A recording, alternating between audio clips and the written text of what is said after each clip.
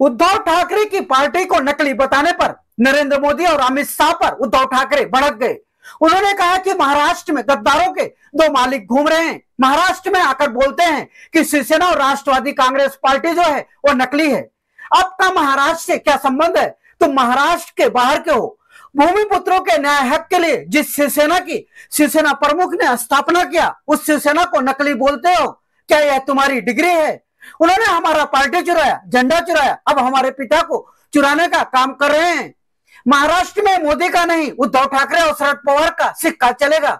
एक वक्त था कि बाला साहब के फोन पर दिल्ली कांपती थी, लेकिन अब दिल्ली के फोन पर मिंदे कांपते हैं। गद्दारों के खिलाफ पूरे राज्य में आक्रोश है।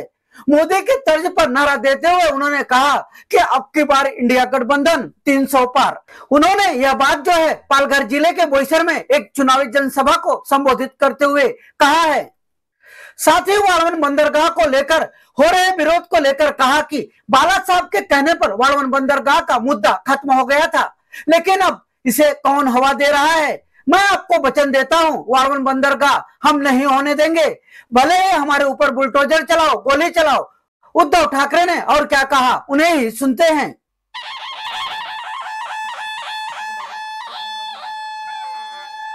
Check check.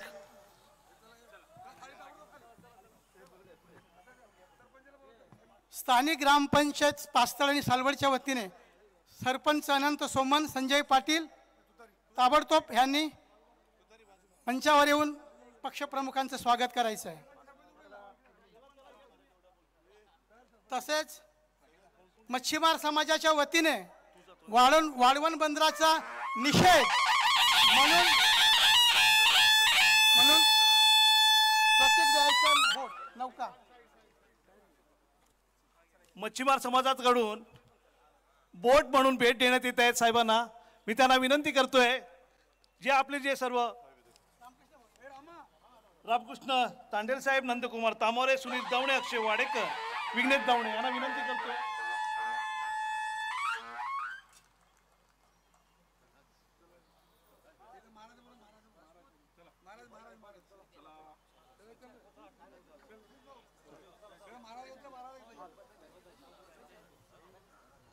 आता ज्याची तुम्ही आतुरतेने वाट पाहतात असे आपले पक्षाचे पक्षप्रमुख आदरणीय उद्धव साहेब ठाकरे आता ह्या जाहीर सभेला शिवसेना पक्षप्रमुख, हिंदू हृदय सम्राट वंदनीय बाळासाहेबांचे सुपुत्र, भ्रष्ट स्वार्थी दिल्लीश्वरांना आव्हान देणारे महाराष्ट्राचा क्रांतीसूर्य, आपल्या मनगटात जोश आणि मनात मशाल पेटविण्यासाठी आपले विचार मार्गदर्शन करतील श्री उद्धवजी ठाकरे साहेब।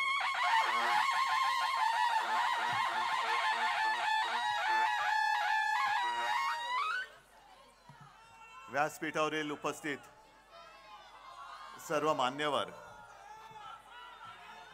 आणि जमलेल्या माझ्या बांधवांनो, भगिनींनो आणि मातांनो,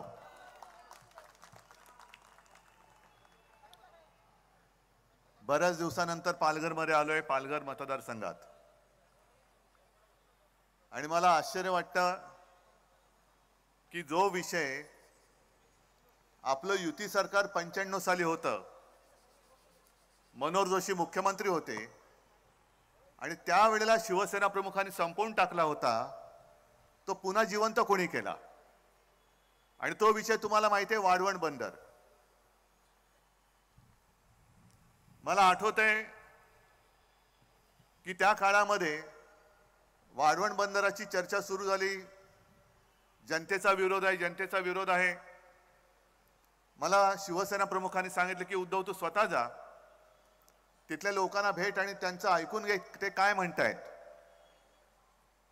आणि त्यांच्या आदेशाप्रमाणे मी आलो होतो, कोणत्या विभागात होतो काय काही लोक सांगतील, आणि माझ्या लक्षात आलं की तरुण मुलं, त्याच्यानंतर माता भगिनी, सगळे वृद्ध, आम्हाला काही झालं तरी वाळवण बंदर नको, जीव गेला तरी चालेल, आणि जर करणार असाल तर आम्हाला गोळ्या घाला, आणि आमच्या छाताळावरनं जाऊन मग वाढवण बंदर करा, एवढ्या तीव्र भावना त्यांनी माझ्याकडे व्यक्त केल्या होत्या. मी घरी गेलो आणि शिवसेना प्रमुखांना सांगितलं की अशा तिथल्या तीव्र भावना आहेत. शिवसेना प्रमुखांनी तात्काळ मनोहर जोशींना फोन लावला होता आणि त्याने सांगितलं होतं की पंत, वाढवण बंदर रद्द. मग आता तेव्हा घेतलेला निर्णय याला परत कोणी हवा भरली, आणि हवा भरली ती भरली. जनतेच्या विश्वासाला किंमत न देता तुम्ही जर का प्रकल्प राबवणार असाल तर माझं म्हणणं राबवूनच बघा, राबवूनच बघा. तुम्ही काय प्रकल्प राबवणार? जनतेचा बुलडोजर तुमच्या सरकारवरनं उद्या आम्ही फिरवणार आहोत. हा जनतेचा बुलडोजर आहे. जेव्हा तुम्ही तिकडे खुर्चीवरती बसता तेव्हा तुमच्याकडे सगळी मस्ती असते, मस्तीच. आता संजय आपण जे बोललात की यांच्या डोक्यात अहंकार गेलेला आहे. मी आजच पेपरमध्ये वाचलं, RSSचे जे सरसंघचालक आहेत मोहन भागवत, ते असं म्हणाले की रावण विद्वान होता.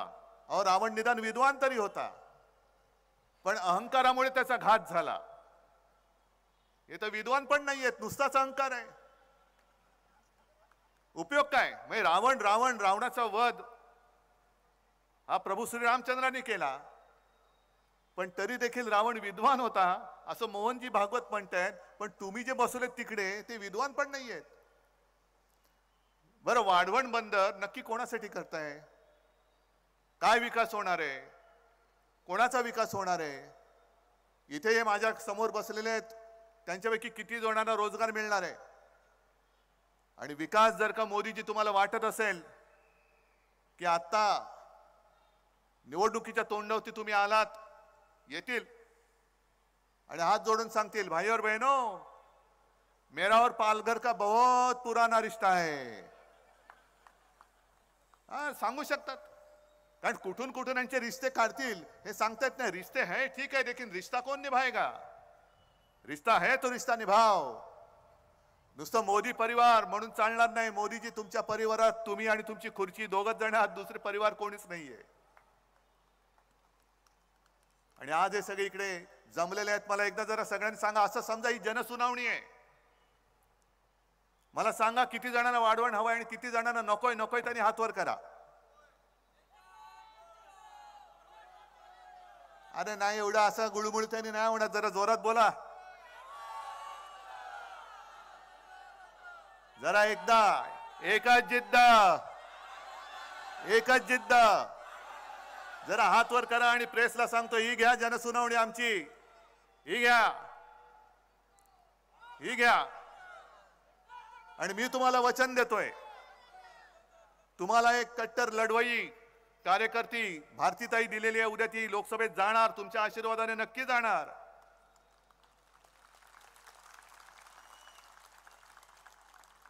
आणि पहिल्या प्रथम वाढवण बंदरचा फडशा पाडणार. हे माझं वचन आहे तुम्हाला, हे वचन आहे. कारण यांना जो परिवार म्हणून म्हणतायत, तो परिवार म्हणजे यांचे फक्त सुटाबुटातले मित्र आहेत.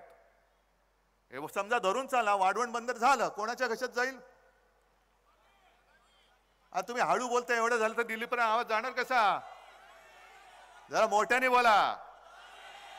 कोणाचा मित्र आहे? आहे ना? मग विकास कोणाचा होणार? आणि मग माझ्या मच्छीमार लोकांचं काय होणार? तुम्ही हे सगळं बघितलेलं आहे. जेव्हा जनसुनावणी झाली तेव्हा किती फौजफाटा लागला होता? लागला होता ना? आणि तुम्ही सुद्धा, जनता सुद्धा किती संख्येने आली होती. म्हणजे चित्र आहे. निवडणुकीच्या तोंडावरती एवढा फौजफाटा लावून जर काही जनसुनावणी घेण्याचा अट्टहास करत असतील, दुर्दैवाने जर काय परत आले, येऊ शकत नाहीत, पण दुर्दैवाने परत आले तर सांगता येत नाही, कदाचित रणगाड्या आणून सुद्धा इकडे वाढवण बंदर पूर्ण करायचा प्रयत्न करतील. आणि म्हणून आत्ताच ही वेळ आलेली आहे. यांना गाडायचं असेल तर आत्ताच, कारण आता हे नम्र आहेत, आता पाया पडतील. आणि एकदा जर का तुम्ही भुललात तर मागे एक घोषणा होती, एके भूल, हा, ती किती महागात पडले बघा.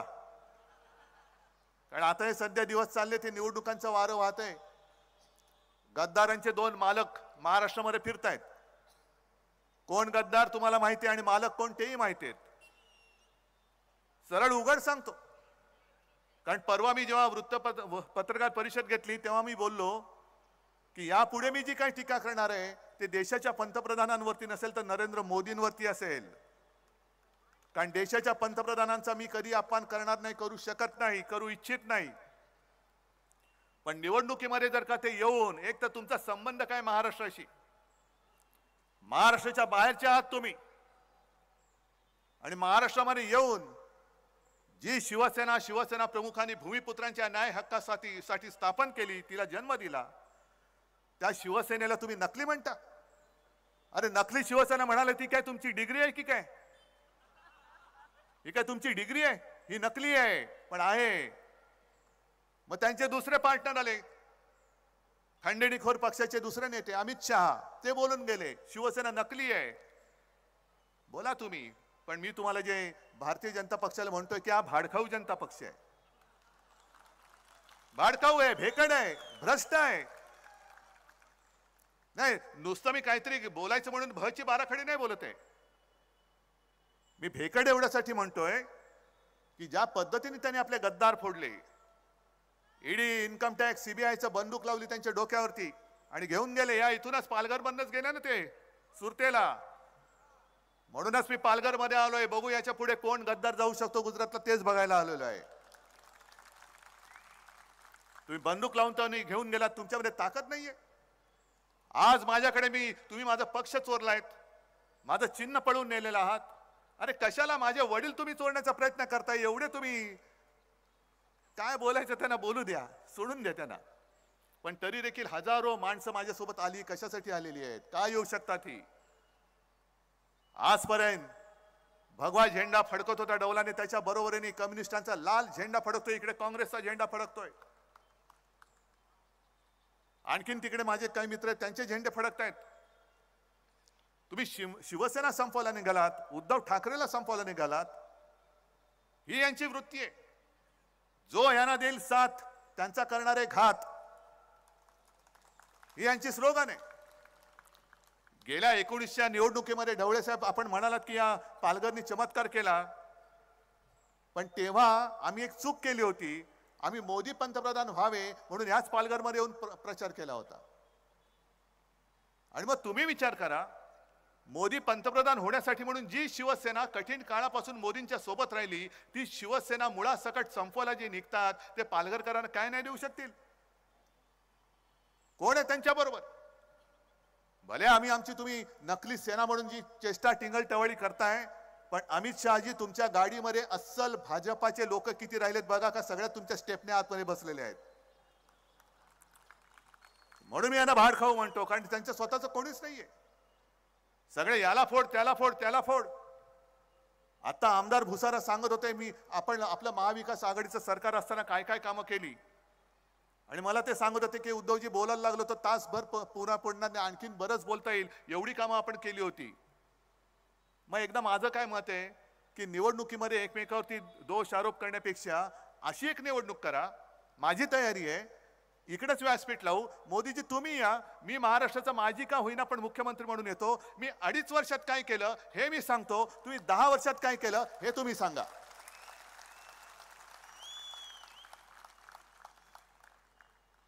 नुसतं आपली टीका करायची प्रत्येक भाषणामध्ये. अरे उद्धव ठाकरे जर का तुम्ही संपवला आहात तर मोदीजी तुम्ही विश्वगुरू आहात, संपूर्ण जगातले लोकप्रिय नेते आहात, पण तुम्हाला प्रत्येक सभेमध्ये उद्धव ठाकरेचा उद्धार केल्याशिवाय तुमचं भाषण पूर्ण का नाही होत? अमित शहा तुम्ही देशाचे गृहमंत्री आहात, आता होतात म्हणायला पाहिजे, कारण आता त्यांचं संपलं काम. तुम्ही तिकडे चीनला उत्तर द्यायला पाहिजे. जो चीन अरुणाचल मध्ये घुसतोय, लेह लडाख मध्ये घुसतोय, इकडे त्या तिकडे शेपट्या घालतात.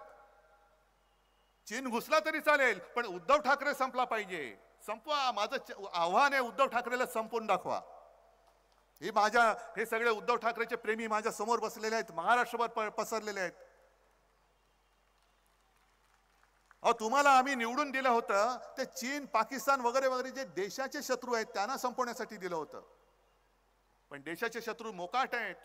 त्यांच्याकडे बघायला सुद्धा तुमची काय हवा टाईट होते, घाबरता. पण इकडे फणा काढून बसता आणि तिकडे शेपट्या घालून फिरता. हा तुमचा भाडखाऊ जनता पक्ष नाही तर तो दुसरा कोणता जनता पक्ष आहे? ना खाऊंगा ना खाणे दूंगा. ढवळे साहेब आपण बोललात ते बरोबर आहे. आणि मला खरंच बरं काय वाटतंय की ग्रामीण भागात कुठेही जा, प्रत्येक जणाला विचारलं की तुम्ही मत कोणाला देणार, ते सांगतात या वेळेला काही हो भाजपला आम्ही मत देणार नाही, मोदींना तर अजिबात देणार नाही. आणि महत्वाचा मुद्दा जो प्रचारातला आहे, प्रचारातला म्हणण्यापेक्षा लोकांच्या मनातला आहे, तो प्रश्न मी तुम्हाला विचारतो.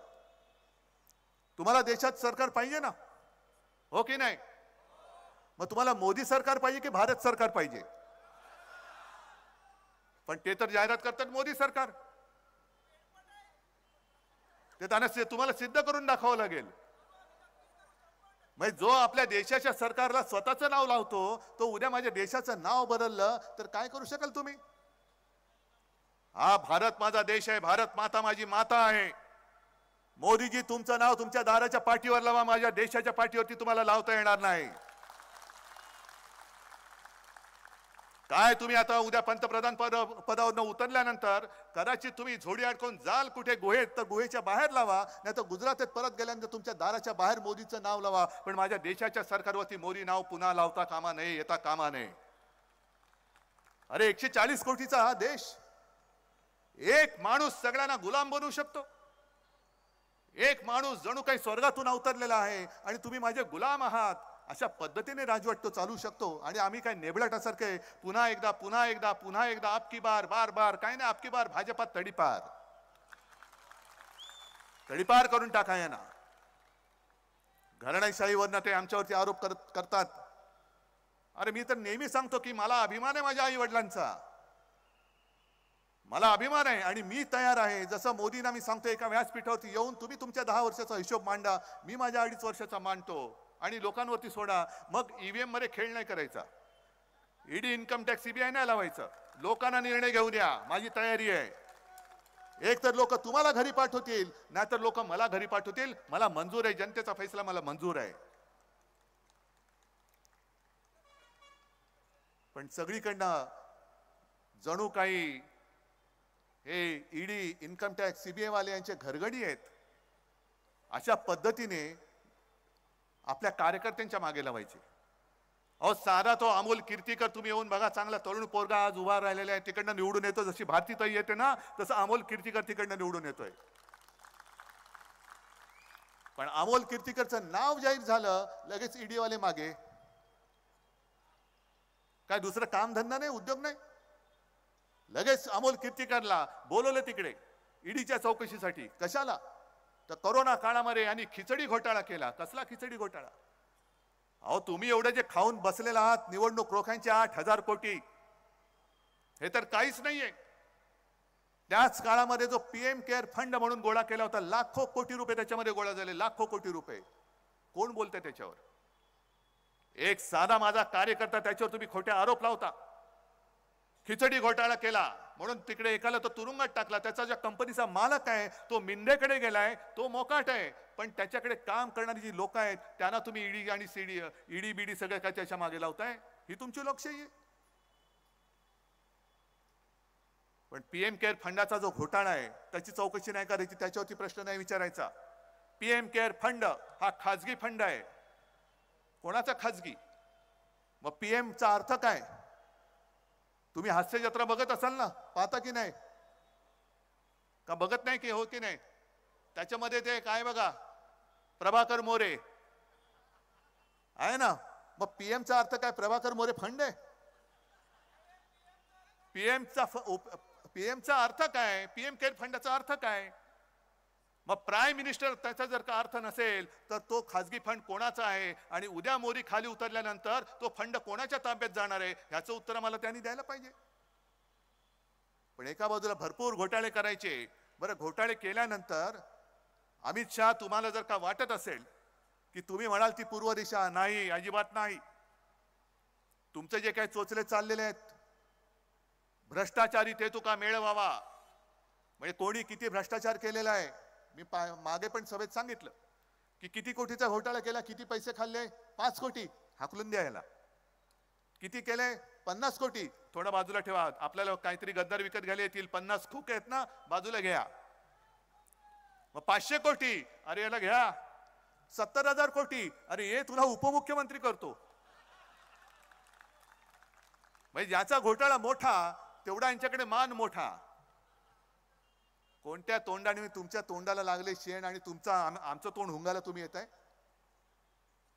पूर्ण नखशिकांत भ्रष्टाचाराने बरबटलेली पार्टी आहे. एक सुद्धा त्यांच्यामध्ये ओरिजिनल भाजपवाला आता शिल्लक राहिला असेल तो या उपऱ्यांच्या सतरंजा उचलायला त्यांनी ठेवलेला आहे. सगळे उपरे येत आहेत. कोण आहे? मिंदे कुठून आले? शिवसेनेतून आले. दुसरे 70,000 कोटी वाले कुठून आले? पवार साहेबांकडनं आले. एक गोष्ट तुम्हाला आता नक्की कळली पाहिजे की जी भाजपच्या लक्षात आलेली आहे. जसं काही वर्षांपूर्वी अचानक आपले मोदीजी संध्याकाळी 8 वाजता टीव्हीवरती आले होते आणि त्यांनी घोषणा काय केली होती, आज रात्री 12 पासून सगळ्या ज्या नोटा आहेत त्या नुसत्या कागदाच्या तुकडे असतील, त्यांना काडीची किंमत राहणार नाही, मी नोटबंदी जाहीर करतो आहे. आता त्यांना लक्षात आलंय की महाराष्ट्रातल्या जनतेने नाणेबंदी केलेली आहे. या महाराष्ट्रामध्ये मोदींचं नाणं चालणार नाही. इकडे ठाकरे आणि पवारांचंच नाणं वाजणार, मोदींचं नाणं वाजू शकत नाही. आणि म्हणून ही सगळी फोडाफोड चाललेली आहे. शिवसेना फोड, राष्ट्रवादी फोड. अरे बरं, मला एक कळत नाही, आपल्यातनं जे काही मिंदे तिकडे गेले तेव्हा आता वर तोंड करून सांगतायत की उद्धव ठाकरेंनी बाळासाहेबांचे विचार सोडले म्हणून आम्ही तिकडे गेलो. मग अजित पवारांना विचारायचे, तुम्ही काय गेला? तो स्वतः शरद पवार हयात असताना शरद पवारांनी पवारांचे विचार सोडले म्हणून तुम्ही तिकडे गेलात. पवार साहेब आहेत ना, तुमच्यापेक्षा जास्त लोकप्रिय शरद पवार आहेत. आणि पवार साहेब, मी, काँग्रेस पूर्ण महाराष्ट्र पिंजून काढतोय. राज्याच्या कानाकोपऱ्यात गद्दारांविरुद्ध एक चीड निर्माण झालेली आहे. आणि बाळासाहेबांचे विचार कोण ऐकतंय? हे मिंदे जे काय कुंतात माईक वरती, हे बाळासाहेबांचे विचार नाही. अरे शिवसेनेचा दरारा काय आहे? एक फोन बाळासाहेबांचा गेल्यानंतर दिल्लीतले लोक कापायचे चळा. आता दिल्लीतला फोन आला का मिंद्यांची दाढी कापते चळा. हे शिवसेनेचे विचार. अरे संपवून टाकलं तुम्हाला कळलंच नाही. कधी तुमच्या पायाखालची बुडाखालची सतरंजी त्यांनी काढून घेतली. अजून पालघरचा उमेदवार जाहीर करू शकत नाहीयेत. मिंदे स्वतःच्या मुलाची उमेदवारी जाहीर करू शकत नाहीयेत. मी तर 21 उमेदवार जाहीर करून टाकले, लागले सुद्धा कामाला. या इकडनं लढवई एक भारतीताई, तुमच्यामधलीच एक महिला, सर्वसाधारण महिला, ही मी उद्या लोकसभेवरती तुमच्या आशीर्वादाने पाठवायला दिलेली आहे. इथे जे खासदार हे त्या मिंदे बरोबर आले आणि मिंदे बरोबर गेले. आधीच्या पोटनिवडणुकीमध्ये आपल्या विरुद्ध होते, नंतर हेच त्यांना घेऊन आले होते. साहेब हेच उमेदवार चांगले आहेत का? रे म्हटलं आपल्याकडे कोण उमेदवार नाही, हेच चांगले आहेत. मग दिले. मग ते आले, जर का त्यांना त्यांच्या पत्रिकेत योग असेल आणि पुन्हा उमेदवारी मिळाली, प्रचाराला आले, तर त्यांना पहिला प्रश्न विचारा की इतके वर्ष तुम्ही, म्हणजे ही गेली 5 वर्ष, त्याच्या आधीचे काही महिने लोकसभेमध्ये कधीतरी पालघर आणि वाढवण बंदरासाठी तोंड उघडलं होतं का लोकसभेत? हा पहिला त्यांना प्रश्न विचारा. मी नुसतं इकडे काय विध्वंस करायला आलेलं नाहीये. वाढवण बंदर तुम्हाला नाही म्हणून मी नुसतं नाही बोललो का मी जिंकलो? नाही, एवढा मी नतद्रष्ट नाहीये. वाढवणला तर मी विरोध करतोयच, वाढवण होऊ देणार नाही तर वचन तुम्हाला देतोच आहे. पण मी मुख्यमंत्री असताना मी जव्हारला येऊन गेलो होतो, कारण पालघर जिल्हा हा एक खूप वैशिष्ट्यपूर्ण जिल्हा आहे. या पालघर जिल्ह्याला उत्तम समुद्र किनारा लाभलेला आहे, म्हणून तर बंदर इकडे आणण्याचा त्यांचा प्रयत्न आहे. याच पालघरमध्ये महालक्ष्मी आहे, जीवदानी आहे, वसईचा किल्ला आहे, अर्नाळा किल्ला आहे, शिरगावचा आहे, केळवे माहीमचा आहे, गंभीरगड आहे. आणि जव्हार सारखं एक उत्तम ठिकाण असं आहे की जिकडे आपण हिल स्टेशन बनवू शकतो. आणा ना काहीतरी असे प्रकल्प आणा, पर्यटन चांगलं वाढेल. माझे आदिवासी बांधव आहे तिकडे, आदिवासी समाज मोठा आहे, त्यांचं एक पारंपरिक आहे सगळं. त्यांची संस्कृती आहे, वारली कला आहे, काय नाही या पालघरमध्ये. पण जे आहे ते गाडून टाकायचं आणि जे दिसतंय विकास म्हणून फक्त मित्रांच्या खिशामध्ये तुम्ही पालघर घालणार असाल तर मित्रांचा खिसा फाडून आम्ही पालघर जिल्ह्याचा विकास करून दाखवू. आता उन्हाळा सुरू झालाय आणि एक नेहमी फोटो येतो पालघर मधला, पालघर जिल्ह्यातला, की विहिरीने तळ गाठलाय, चहू बाजूने गोल अशा माझ्या माता भगिनी आतमध्ये त्या त्यांच्या बादल्या ठोकून बसल्यात, पण खाली दगड दिसतोय. येतो ना फोटो नेहमी. काय एवढे वर्ष झाले तरी पाणी टंचाईकडे, पाणी प्रश्न सोडवण्यासाठी आजपर्यंत जेवढे खासदार झाले त्यांनी का लक्ष दिलं नाही? पालघर जिल्हा तुम्ही वेगळा केलात, पण या पालघर जिल्ह्याचं जे काही वैशिष्ट्य आहे ते वैशिष्ट्य कायम ठेवून आमच्या या सगळ्या लोकांना इथल्या इथे रोजगार उपलब्ध होईल असे उद्योग इकडे का आणत नाहीत? अरे मी तर विचार करत होतो, ते सुद्धा आज तुम्हाला विचारून टाकतो. माझ्या मनामध्ये तर आजही आहे, तेव्हा सुद्धा होतं की पालघर जिल्ह्याचा विकास असा उत्तम झाला पाहिजे, पर्यटनासाठी उत्तम जिल्हा आहे. पालघरमध्ये मला वाढवण पोर्ट नको, पण पालघरमध्ये मला एअरपोर्ट आणायचा होता. मी आजच विचारतो, तुम्हाला एअरपोर्ट हवाय की नकोय? हो असेल तर वर करा हात, नसेल तर नाही करा. मग असे काहीतरी विषय आणा ना. सगळे चांगले उद्योगधंदे गुजरातला न्यायचे, गद्दार गुजरातला न्यायचे आणि इकडे वाढवण बंदर करायचं. तिकडे बारसूमध्ये रिफायनरी, नाणारची रिफायनरी मीच रद्द केली होती आणि बारसूची सुद्धा मी सांगितलं होतं तिथल्या जनतेचा विरोध असेल तर बारसूला सुद्धा रिफायनरी होणार नाही. मी तिकडे पण जाणार आहे, गेलो होतोच. पण सगळे विध्वंस करणारे उद्योग हे महाराष्ट्राच्या माथी मारायचे आणि चांगले उद्योग हे गुजरातला पळवायचे. मोदीजी, तुम्ही गुजरातचे पंतप्रधान नाही, तुम्ही देशाचे पंतप्रधान आहात. सगळ्यात चांगल्या गोष्टी आमचं गुजरातची काही वैर नाहीये. मी अनेकदा म्हटलं की गुजरात सुद्धा आमचं आहे. इथे सुद्धा काही गुजराती माता भगिनी बांधव आले असतील, या पालघरमध्ये राहतात, मुंबईत राहतात, महाराष्ट्रभर राहतात. त्या गुजराती समाजाशी आमचं वैर नाही. उद्या इंडिया आघाडीचं सरकार येणारच. होय, मी अभिमानाने आणि अगदी आत्मविश्वासाने सांगतोय, इंडिया आघाडीचं सरकार 300 पार करून येणार म्हणजे येणारच. हे आज राज्याचं नव्हे देशातलं चित्र सांगतंय.